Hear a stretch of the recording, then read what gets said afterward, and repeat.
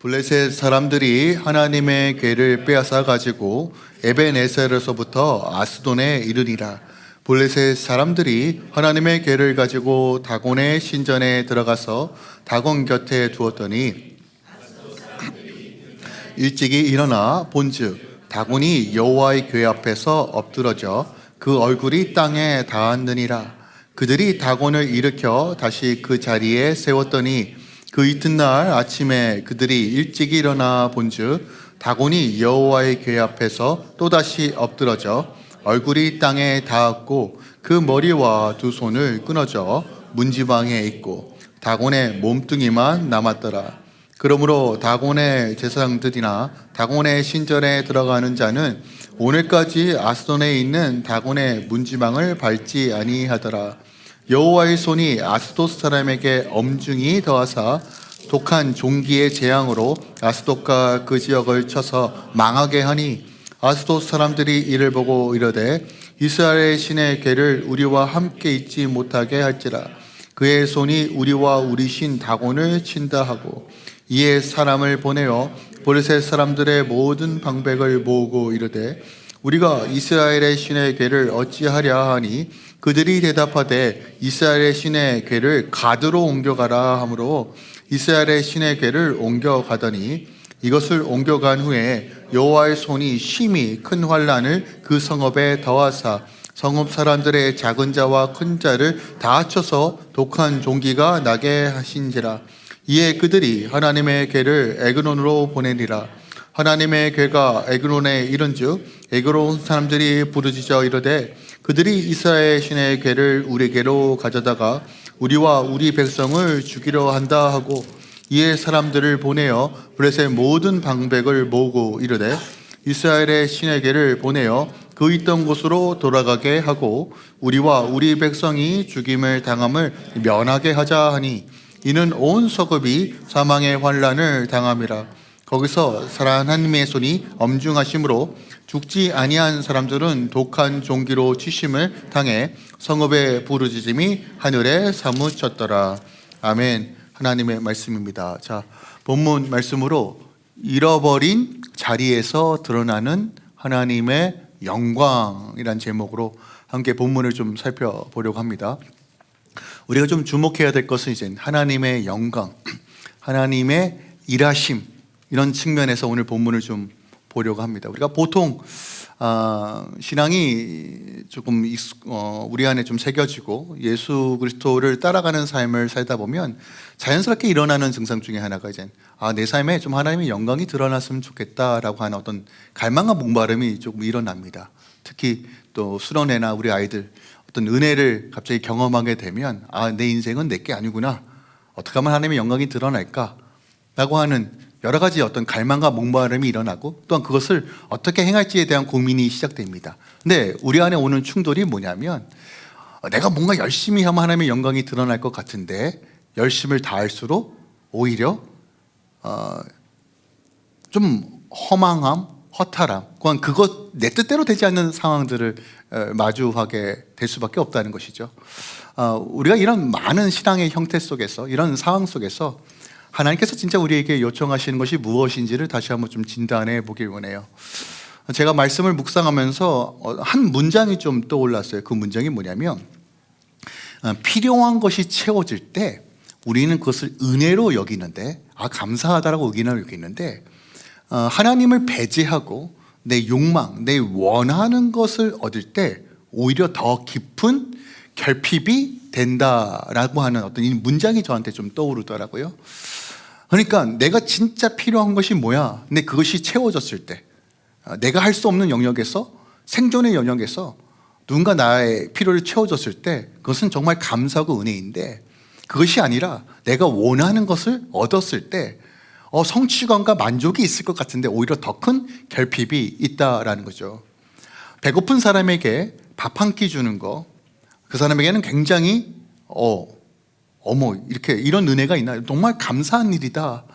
정말 옷 한 벌 얻고 길거리에 앉을 수밖에 없는 그런 상황 속에서 집으로 초대하여 잠자리를 제공한 받은 때 정말 지금 내 힘으로는 할 수는 없지만 그런 은혜를 힘입었을 때 우리는 진짜 감사한 일이다. 이걸 어떻게 갚아야 될까?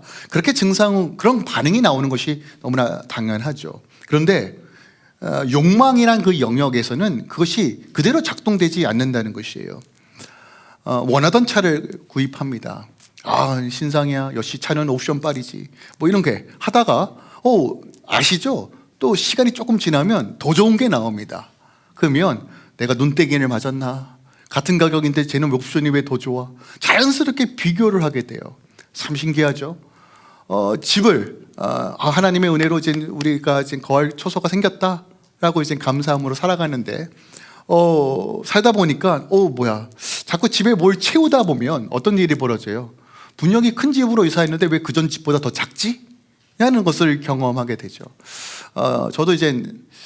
저도 몰랐는데 저도 약간 맥시마이즘 약간 그런 느낌이 있어요. 그래서 어떻게든 버리는데 사람이란 게 비우면 뭔가 더 자꾸 채우고 싶어 하는 욕망이 생기더라고요. 그래서 막상 채우면 답답합니다. 그러니까 뭐 이런 경우들, 그렇죠? 사람이 참 그래요. 그 욕망이란 것은 참 신기한 게 뭐냐면 그 먹잇감을 주면 좀 잠잠해야 되는데 더 먹으려고 해요. 이런 심리가 저는 저희 아이들을 통해서 발견하거든요. 분명히 밥을 먹였어요. 저녁을 먹였는데 바로 지나서 왜 간식을 요청할까요? 그죠? 배가 분명히 불러야 되는데 간식 배가 따로 있고 디저트 배가 따로 있고 우리 아이들 특징이 잘 먹어서 좋긴 합니다. 잘 먹었는데 저는 좀 건강한 걸 먹었으면 좋겠는데 끊임없이 무엇인가 갈망해요. 그러니까 욕망이란 것은 뭐냐면 먹을수록 더 달라고 한다는 것이에요. 근데 우리의 삶에서 필요한 부분과 원투의 부분을 구분하는 것은 참 쉽지가 않습니다. 저도 은행 앱을 쓰는데 은행 앱에서 이제 돈 관리를 어떻게 해야 돼? 라고 하는 어떤 어플에서 늘 이걸 구분하더라고요. 제가 쓴 내역을, 카드 내역을 보면서 이것은 원투의 영역이고 이것은 니드의 영역이야. 그러니까 원투의 영역을 줄여 뭐 이렇게 가르쳐 주는데 저는 아무리 생각해 봐도 이건 니드인데 은행이 자꾸 원투라고 여겨서 살짝 화가 나는 경우도 있는데 사람마다 기준이 다르겠죠. 이건 나의 생존의 영역에서 너무 필요한 일이야. 이것은 내가 원하는 일이야. 상황 따라 환경에 따라 다를 수밖에 없다는 것이에요. 근데 본질은 이거예요. 내 안에 원트, 즉 하나님 없는 욕망을 채우려고 할 때 그것을 얻었을 때 일순간에 어떤 쾌감이나 만족은 있을 수 있다는 것이에요.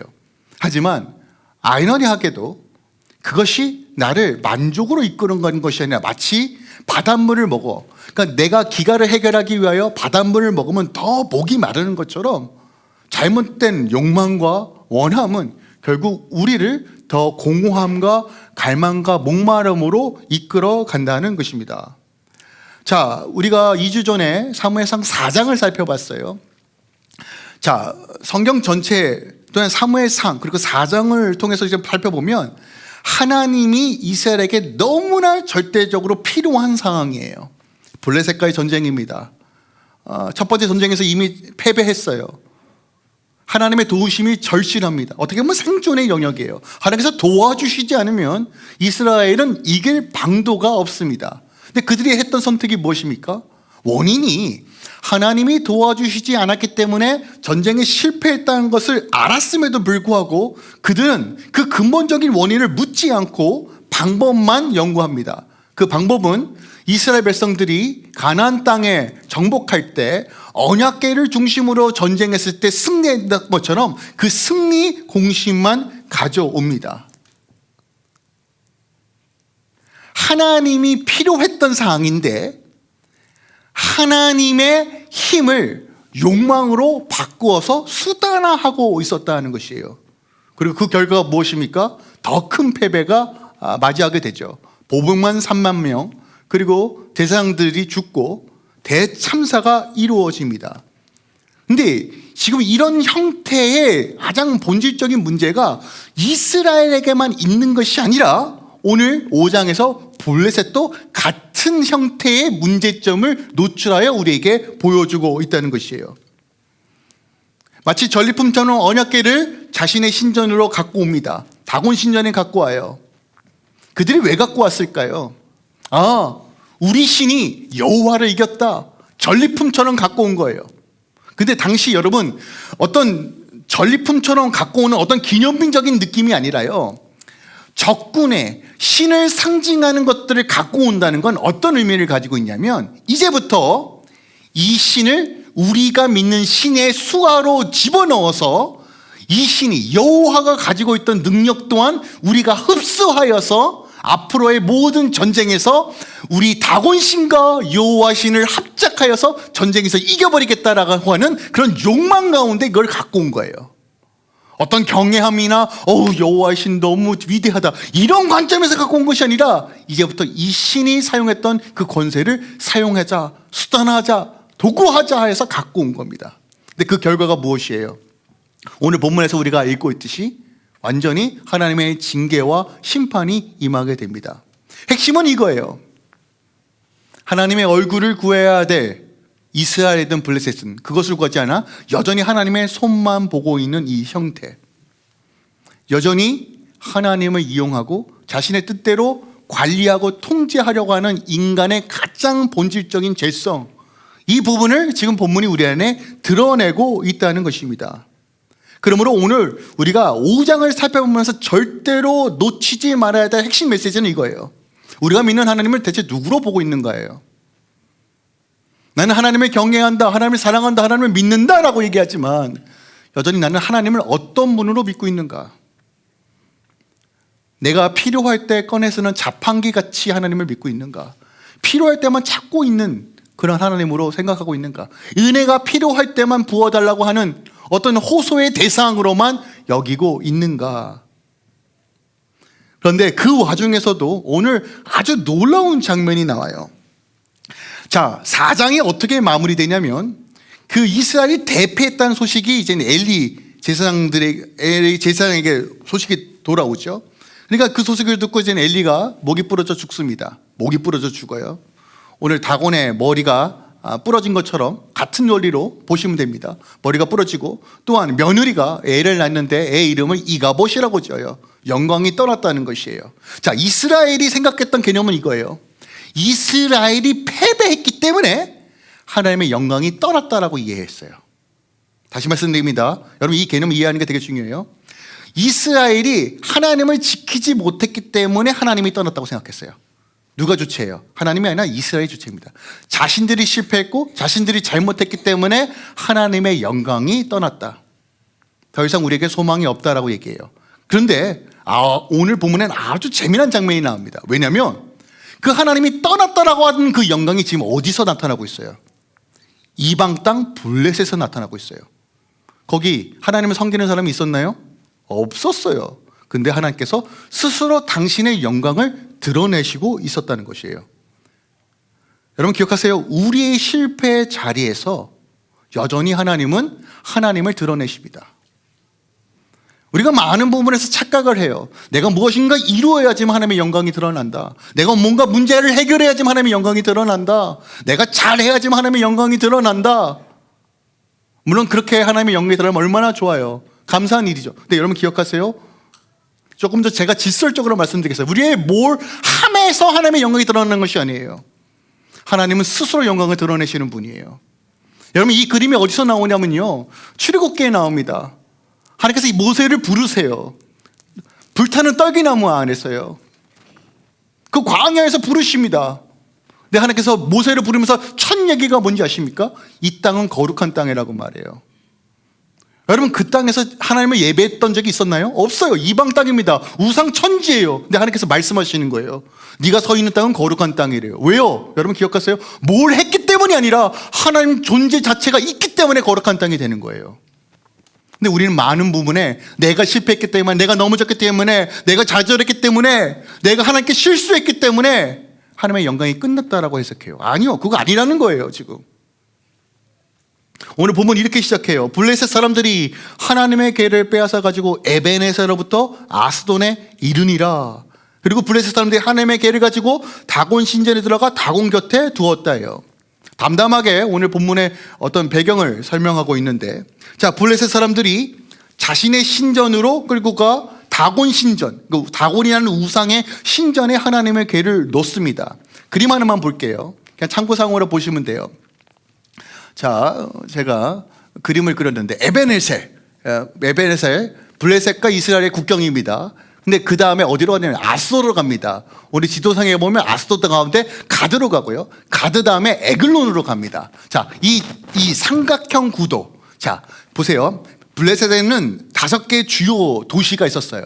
주요 도시 중에 대표적인 도시가 오늘 아스돗, 가드, 에글론이라는 도시예요. 그리고 각 도시마다 신전이 있습니다. 모시는 신들이 있어요. 신들이 있습니다. 자, 그런데 핵심은 뭐냐면 오늘 에베네셀, 이스라엘 땅에 있었던 에베네셀에서 전쟁이 일어났거든요. 근데 에베네셀의 뜻은 뭐냐면 도움의 돌. 도움의 돌. 도움이 임한다. 도움이 기본으로 세팅되어 있는 도시다라는 의미예요. 근데 하나님이 도우셨어요? 도우시지 않으셨어요? 안 도우셨습니다. 우리가 이렇게 알고 있듯이 보세요. 하나님이 하나님의 스스로의 영광을 감추시고 더 안타까운 사실은 하나님의 인재와 영광을 상징하는 언약궤마저 빼앗겼다는 것이에요. 자, 우리가 이 관점에서 좀 이해해 봤으면 좋겠어요. 하나님의 인재와 영광을 상징하는 언약궤를 빼앗긴다는 건 하나님의 입장에서는 어떤 의미일까요? 수치와 불명예예요. 이스라엘은 어떻게 생각했냐면 하나님이 우리와 함께 하신다고 생각했어요. 근데 빼앗겼단 말이에요. 여러분, 이것을 어떻게 이해할 수 있냐면 이런 거예요. 하나님이 선하신데, 하나님이 위대하신데, 하나님이 전능하신데 왜 전쟁에서 패배합니까? 현대적으로 좀 이해해보고 해석해볼게요. 아니, 하나님이 선하시는데 왜 이 세상에 전쟁과 기근이 있습니까? 하나님이 선하시는데 왜 저 사람은 불쌍히 여기지 않습니까? 하나님이 선하시고 능력이 있으신데 왜 이 문제 해결하지 않습니까? 우리가 보통 이런 관점에서 해석을 한다는 거예요. 겉으로 보면 수치입니다. 하나님의 이름이 불명예스러워요. 근데 한번 하나님의 입장에서 한번 생각해 봅시다. 하나님께서 왜 이스라엘 백성들을 돕지 않으셨을까요?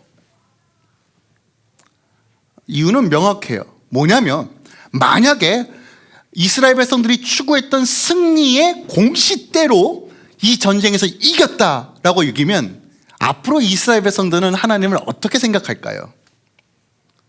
여호와는 통제 가능한 신이다.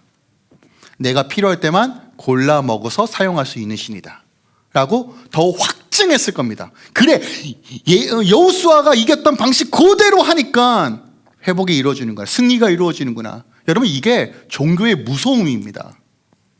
과거에 익숙한 신앙의 방식, 과거에 익숙했던 방식, 우린 늘 방식을 강조해요. 어떻게 해야 됩니까? 어떻게 해야 됩니까? 어떻게 해야 됩니까? 너무 중요한데요. 여러분, 방식보다 더 중요한 건 본질적인 거예요.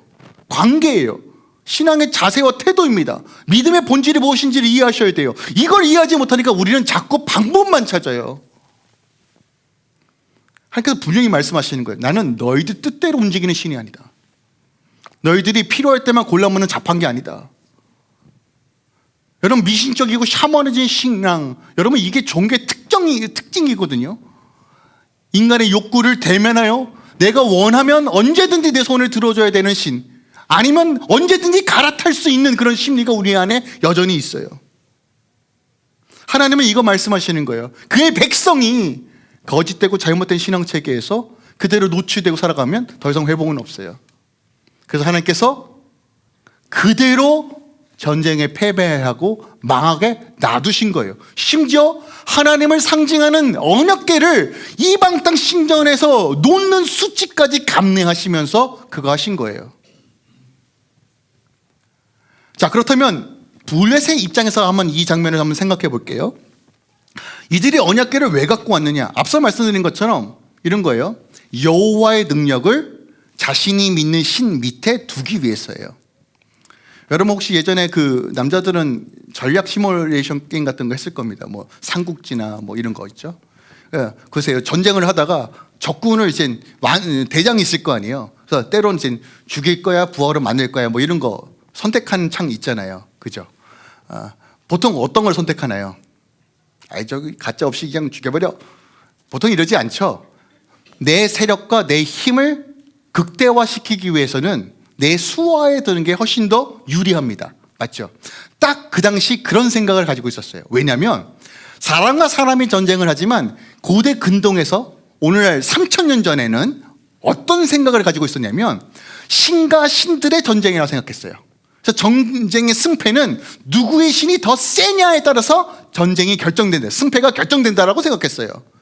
그러면 지금 블레셋의 입장에서 하나님의 언약궤를 가져왔다는 건 어떤 생각이에요?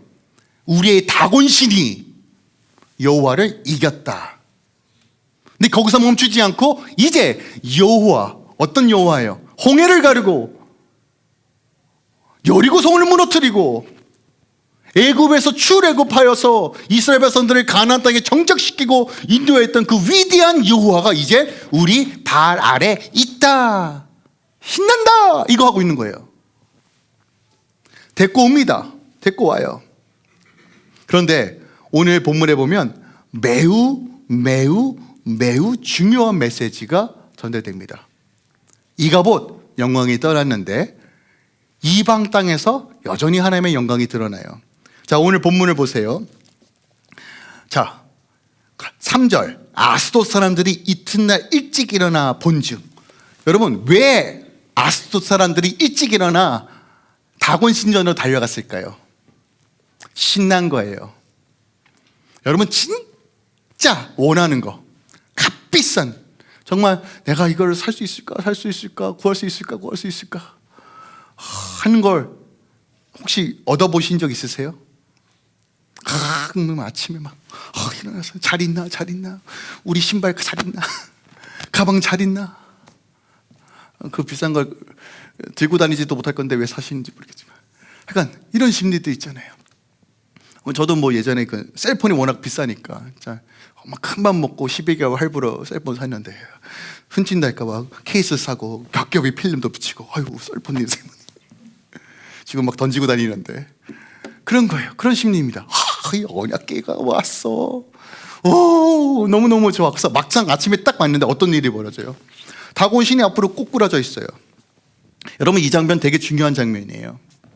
코를 박고 얼굴이 땅에 꼬꾸라져 있어요. 자, 보세요. 블레셋은 여호와를 포로로 잡아왔다라고 생각했어요. 근데 지금 아침에 일어났더니 어떻게 바뀌어 있어요? 지금 누가 꼬꾸라져 있습니까? 다곤이요.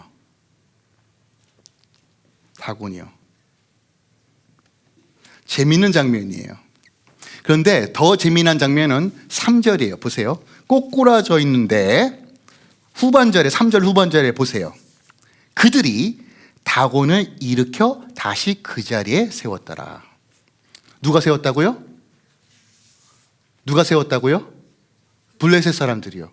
다곤이 스스로 내가 넘어졌네, 다시 일어나야지 한 게 아니라요. 누가 세웠다고요? 블레셋 사람들이요. 여러분 보세요. 이게 우상의 본질이에요. 우상은 우리를 세워주는 것처럼 보이지만, 우상이 나를 구원할 것처럼 보이지만, 그래서 우상을 섬기는 거지만, 실상은 우리가 계속 우상을 세워줘야지만 존재하는 게 우상이에요. 좀 더 쉽게 풀어 설명드려 볼게요. 돈이 나를 지켜줄 것 같은데요, 여러분, 결국 돈을 잃을까 봐 두려워서 돈에 매달릴 수밖에 없는 구조가 우리의 구조라는 거예요. 인정이 나를 세워줄 것 같은데, 인정이란 다곤이 나를 조금 더 건강하게 행복하게 만들 것 같이 보이지만, 우리는 인정을 잃을까 봐 발버둥 칠 수밖에 없는 두려움 가운데 늘 인정을 붙들어 살아갈 수밖에 없어요. 아닌가요? 나를 구원해 줄 그 대상을 향하여 들의 돈이, 명예가, 우리 자녀가, 부동산이, 내가 투자했던 것들이, 내 위치가 나를 구원해 줄 거라고 생각했는데, 오히려 내가 그것들에 매이는 일들이 계속 일어난다는 것이에요. 이게 우상의 본질이에요. 내가 세우지 않으면 똑바로 서지 못하는 존재를 향해 우리는 여전히 막연한 신앙을 가지고 섬겨요. 근데 더 놀라운 사실은 하나님을 섬기면서도 여전히 수많은 다곤들을 세우고 있다는 것이에요. 처음에 내가 그것을 소유했다라고 생각했지만 시간이 지나면 그것이 나를 소유하는 일들. 근데 그것이 괜찮아, 이 정도는. 미련의 영역에서, 내가 지금까지 쌓아놓은 업적의 영역에서 쉽게 다곤이 지금 하나님의 영광 앞에 꼬꾸라져 있는데 불구하고 내가 쌓아오는 시간들, 내가 시간 업적들, 내 공로, 내 미련, 내 일, 하나님보다 더 중요하게 여긴 것들을 놓지 못하는 우리의 현실을 오늘 본문이 보여주고 있는 거예요. 자, 첫 번째로 무너졌어요. 그러면 알아야 돼요. 이거 예선 일이 아니구나. 근데 지들이 세워놓고 다음날 어떤 일이 벌어집니까? 오늘 4절에 봤더니 머리와 두 손목이 끊어졌더라요. 여러분, 머리는 건이 어토리티를 의미하고 손은 파워를 얘기합니다. 머리와 손이 잘렸다는 것은 어떤 의미예요? 권위와 능력이 잘려나갔다는 거예요. 누구에 의해서요? 하나님에 의해서요. 여러분 기억하십시오. 하나님은 하시면 모든 권위와 능력을 깨트리시는 분입니다. 여기 지금 언약궤를 지키는 사람이 있나요? 하나님 이렇게 해야지 하나님 영광 받으시죠. 하나님 우리가 하나님을 지키겠습니다. 여러분 택도 없어요. 여러분 제가 지금까지 목회를 하면서 요즘 계속 드는 생각이 뭐냐면 제 삶에서 제 사역에서 하나님의 영광을 가리지만 않아도 된다라고 하는 결론에 도달합니다. 제가 뭘 해서 하나님의 영광이 드러나는 것이 아니더라고요. 오히려 방해만 되죠. 그래서 하나님께서 뭘 하는 것을 중점으로 말씀하시지 않고 늘 관계를 말씀하셨구나, 이게 우선순위라는 것을 좀 깨닫게 되었어요. 오늘 하나님께서 경고하십니다. 똑같죠. 이스라엘에게도 첫 번째로 경고하셨어요. 3,000명 졌을 때, 죽었을 때 회개하고 돌이켰어야 됐어요. 하나님 앞에 내가 제대로 서야 되는구나. 근데 여전히 방법만 요청했고, 브레스도 똑같습니다. 다곤이 넘어졌어요. 근데 그들이 한 행동은 뭐냐면 지들 손으로 다시 우상을 세웁니다.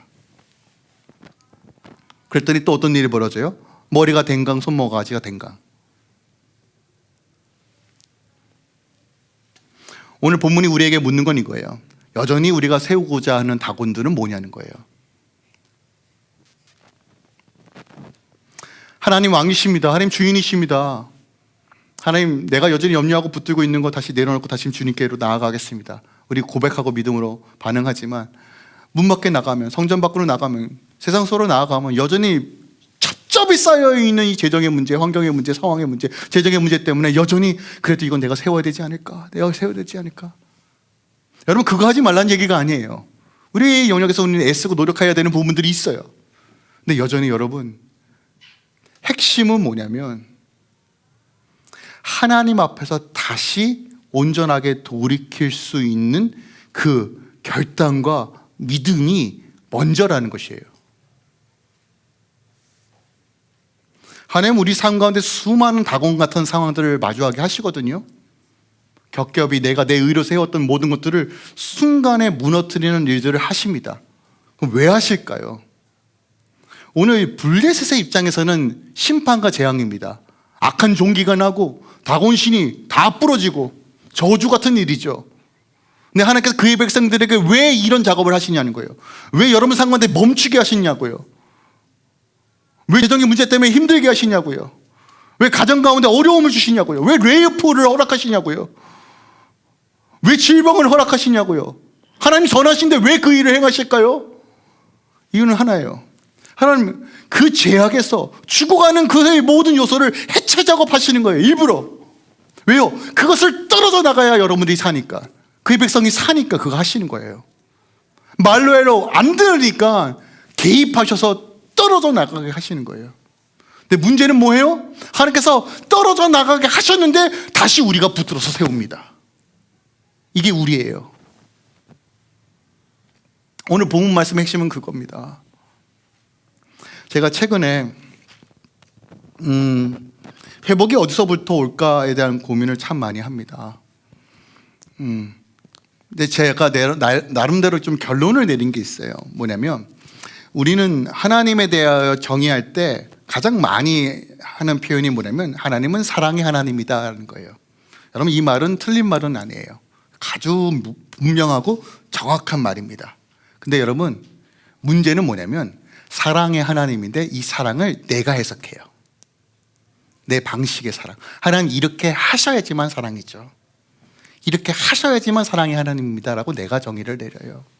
그래서 제가 다시 요즘 정리를 새롭게 하는 건 뭐냐면 진짜 하나님을 제대로 섬기기 위해서 가장 밑바탕에 깔려야 되는 가장 기본적인 생각은 뭐냐면 우리 하나님은 무서운 분이세요. 저는 의도적으로 이 부분들에 대해서 많이 조금 도망갔던 것 같아요. 근데 여러분, 여기서 말하는 무섭다는 것은 여러분, 우리가 감히 하나님과 상대할 수 있는 분이 아닙니다. 하나님은 지금도 말씀하시면 한 민족을 멸하기도 하시는 분이에요. 그 사랑이 너무 커서 우리가 그 하나님을 제대로 보지 못하는 수많은 상황들이 있음을 봅니다. 여러분, 우리의 신앙이 왜 자꾸 약해지냐면 경외가 깨졌기 때문에 그래요. 내 수준으로 하나님을 믿기 때문에 그래요. 하나님, 오늘 이 사무엘상을 보세요. 이스라엘 백성들이 왜 이렇게 됐어요? 여러분, 이거 3,000년 전의 이야기가 아니라 오늘날 우리의 문제예요. 오늘날 우리가 착각하는 건 뭐냐면 하나님, 교회가 이래야지만 하나님 영광 받는 거 아닙니까? 내 사업이 잘 돼야지만 하나님 영광 받는 거 아닙니까? 이 문제 해결해야지만 하나님 영광 받는. 여러분, 하나님 그거 아니어도 하나님 영광 받으세요. 잠자고 있는 돌을 향하여 예배하라고 말씀하시면 예배하는 것이 하나님의 능력이에요. 이방 땅에서 아무도 하나님을 예배하지 않는 그곳에서도 하나님의 시키나의 영광은 드러내십니다. 여러분, 근데 이게 왜 소망인지 아십니까? 하나님께서 우리의 가짜 구원을 잘라내셔서 다시 하나님을 붙들고 나아갈 때 하나님의 능하신 손의 역사들이 일어나는 것이에요. 오늘 본문에서 우리가 주목해야 되는 건 뭐냐면 손이라는 거예요. 손. 하나님의 손이 임하였더니 블레셋에게 재앙이 임합니다. 악한 종기가 일어나요. 근데 이 손은 블레셋의 입장에서는 재앙이지만 하나님의 백성의 입장에서는 회복의 손이에요. 나의 무엇에 의해서 하나님의 영광과 회복이 일어나는 것이 아니라 하나님께서 다시 주의 얼굴을 구하고 하나님의 그 방식으로 다시 한번 내 삶에 결단하여 순종하여 걸어가는 자일 때 그 야드, 하나님의 그 전능한 손이 우리 삶을 이끌어 가신다고요.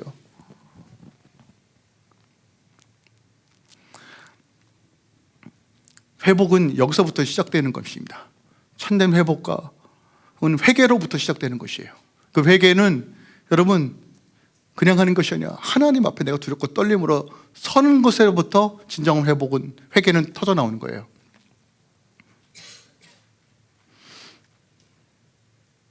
하나님 말씀하시는 거예요. 내가 하겠다.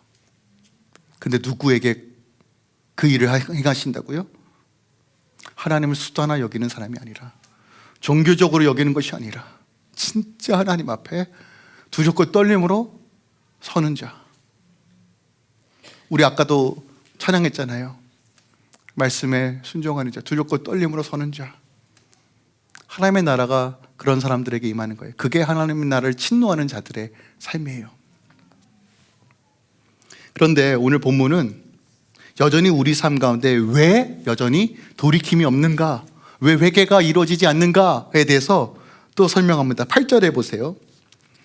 이에 사람을 보내어 블레셋 사람들의 모든 방백을 모으고 이르되 우리가 이스라엘의 신의 궤를 어찌하랴? 그들이 대답하되 이스라엘의 신의 궤를 가드로 옮겨가자 하므로 이스라엘 신의 궤를 옮겨갔더라.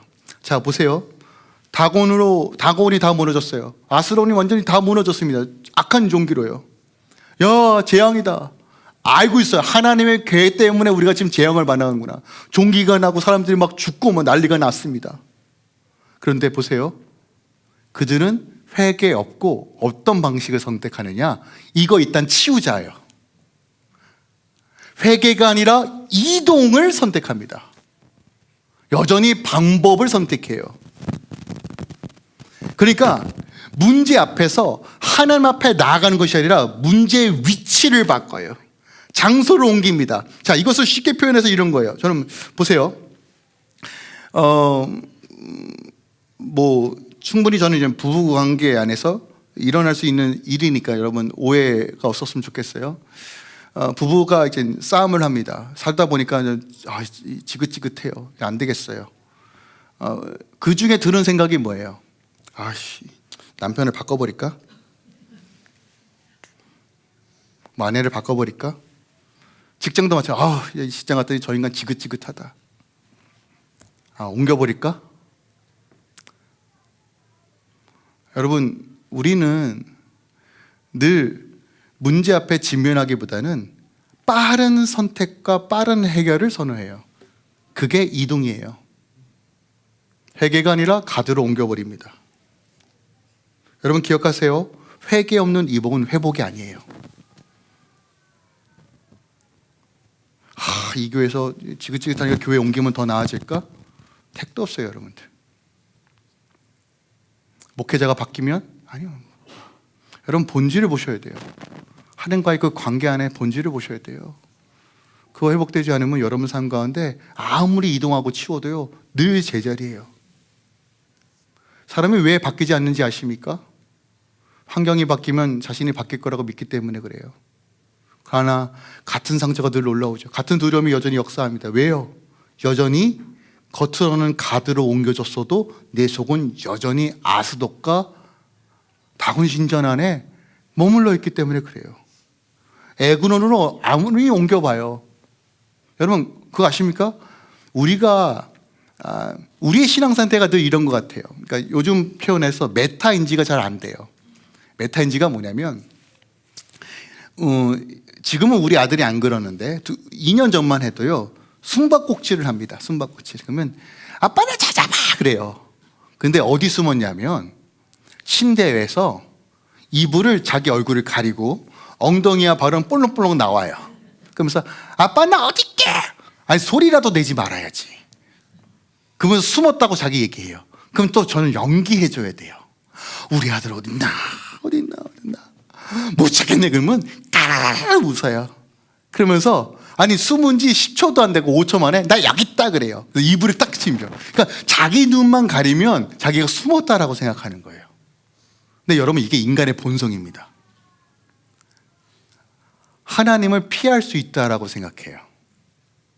절대로요. 여러분 하나님과의 관계가 깨졌는데 도망간다고 해결되나요? 안 돼요. 절대 안 됩니다. 아유 목사님 제 사정 모르잖아요. 제 아픔 모르잖아요. 제가 어떤 어려움과 수치가 있는지 모르잖아요. 그렇게 쉽게 얘기하지 마세요. 저 쉽게 얘기하는 거 아닙니다. 저도 피 터지게 싸워봐서 알아요. 그게 얼마나 고통스럽고 극복하기 어려운 문제인 걸 압니다. 근데 여러분 기억하세요. 이동이 답이 아니에요. 하나님 앞에 다시 한번 그 문제를 씨름하시고 여러분의 다곤을 치우셔야 합니다. 두렵죠? 지금까지 내가 쌓아오는 것이 있는데, 근데 여러분 그게 하나님보다 중요하지 않아요. 이거 해결되지 않으면요, 여러분 복음은 적당하게 세련되게 순차적으로 무엇인가 해결하라고 말하지 않아요. 정확하게 내가 하나님을 누구로 인지하냐에 따라서 내 인생은 달라져요. 피하고 싶어도 피할 수 없는 분이에요. 에글론을 옮겼는데 보세요. 어떤 일이 벌어지는가. 10절인데 그들이 하나님의 개를 에글론 보낸지 하나님의 개가 에글론의 이름에 에글론의 사람들이 부르짖어 이르되, 처음에 환호로 부르짖었는데 이제는 이스라엘 신의 개를 우리에게로 가져다가 우리와 우리 백성을 죽이려 한다. 아까 이동경도 기억나세요? 아스도는 제일 멀리 해변가로 보냈다가 밑에 가드로 옮겼다가 에글론은 또 에베네셀 근처입니다. 어떻게든 치우려고. 그리고 12절에 뭐래요? 고통 때문에 성읍이 부르짖되 하늘에 사무쳤다. 다시 말씀드립니다. 복음은 단순하게 문제 잘 해결해라, 문제의 위치를 바꿔라, 좀 적절하게 하나님께서 은혜의 때 회복하여 주시겠다, 그러니까 그냥 잘 신앙생활 잘해라, 이렇게 얘기하지 않아요. 여러분 치워야 될 것은 반드시 치워야 해요. 여러분 다시 한번 하나님 앞에 하나님이 누구신지에 대한 갈망과 목마름으로 다시 회복되어지길 소망합니다. 하나님은 아무것도 없는 곳에서 당신의 영광을 드러내십니다. 여러분 이게 핵심이에요. 내가 30일 금식 기도하면 하나님께서 해주실까? 여러분 그 마음 참 귀한데요, 그건 종교입니다. 여러분 샤머니즘이에요. 여러분의 감사함으로 금식 기도하면 얼마나 감사해요. 근데 여러분 늘 하나님의 손만 보잖아요. 손. 여러분 기억하세요? 하나님의 얼굴을 바라본다는 건 하나님과의 온전한 관계 안에 머무는 것을 추구하는 거예요. 이건 방법론이 아닙니다. 그때 하나님의 의로우신 손이 역사가 일어나요. 너 뭐 잘하는 거 없지만 할까? 일단 나를 의지하는구나, 나를 바라보는구나. 왜 안 해주겠어요? 저도 우리 아이들에게 늘 말해요. 뭘 네가 할서가 아니라 그냥 내 안에 거하면 네가 필요한 걸 모든 것들을 해줄 거야. 해요. 저는 약간 계획형이라, 그렇죠? 이때쯤에 이제 노트북을 해줘야 되나 뭐 열심히 막 계획하면서 이제 가르쳐 주기도 하고. 근데 최근에 또 이제 컨트롤이 안 돼서 비번을 다 바꿔버렸어요. 엄하죠. 우리 딸이 그 전에는 왜 그래 그랬는데 지금은 내가 컨트롤을 못하는구나. 스스로 와서 말해요. 아빠, 내가 아직 컨트롤이 안 돼. 알았어. 일주일만 보겠어. 이래요. 그러니까 뭔가 이게 강압적인 것이 아니라 스스로 이해할 수 있도록 어떻게든 좀 발버둥 쳐요. 물론 이제 이 교육 방식이 맞나 틀리나 여전히 점검을 해봐야 되겠는데, 저보다 더 탁월하시고 정말 만유의 주제신 하나님께서 여러분 그의 의뢰의 손을 우리를 붙드시고 인도하여 주십니다. 여러분 다시 정리할게요. 여러분의 실패가 하나님의 실패가 아니에요. 제가 많은 기도 제목들을 듣습니다. 낙심 가운데 있고 자존감이 무너지고 깨어지신 분들 계실 거예요. 직장의 문제, 삶의 문제, 빚에 허덕이고 살 길이 막막하신 분들도 계실 겁니다. 하나님 그거 왜 허락하실까요? 허락이라는 단어를 표현했습니다. 왜 그걸 그냥 마치 하나님께서 안 도와주시는 상황처럼 그런 상황들을 마주할 수밖에 없을까요? 여러분, 하나님께서 우리를 광야로 내모시는 이유는 미드바르 말씀하시기 위해서요. 근데 여러분, 그때 들으셔야 돼요. 그럼 더 큰 거 와요. 근데 결국은 돌이키실 거예요. 근데 여러분들 그 마음을 좀 구하세요. 하나님, 내가 정말 하나님을 하나님으로 믿을 수 있는 은혜를 주고 어떠한 상황이든 간에 하나님께서 하시는 일들을 좀 소망했으면 좋겠습니다. 그때 하나님의 일하심들을 보는 거예요. 이게 지금 사무엘상에서 우리에게 말하고 있는 메시지라고 믿습니다. 말씀을 정리할게요. 하나님은 패배처럼 보이는 자리에서 여전히 하나님은 영광을 드러내십니다. 어떠한 상황이든 간에 하나님은 하나님 되심을 드러내세요. 그리고 언약하시고 약속하시죠. 그의 백성 절대로 버리지 않으세요. 근데 우리가 나도 모르는 사이에 수많이 세워놓은 다곤들이 너무 많아요. 아침에 일어나면 그 전날에 포기하고 내려놓았는데 아침에 다시 세우는 다곤들이 너무 많아요. 여러분들 그거 무엇인지 다시 한번 점검하셔야 돼요. 그리고 한 번 더 믿음으로 결단하고 주님께로 나아갑시다. 이번 한 주도 그 믿음으로 하나님의 은혜 가운데 거하시길 예수 그리스도의 이름으로 축원드리고 부탁드립니다.